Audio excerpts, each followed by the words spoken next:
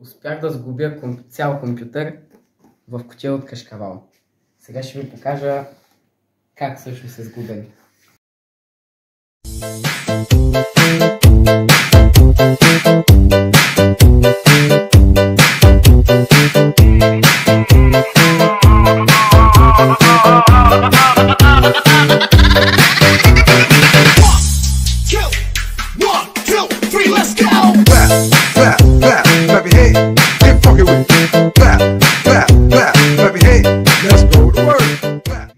Това е напълно функциониращ компютър, който има, честно казано, добро охлаждане. Не е най-доброто, ама работи. Не става прекалено горещ.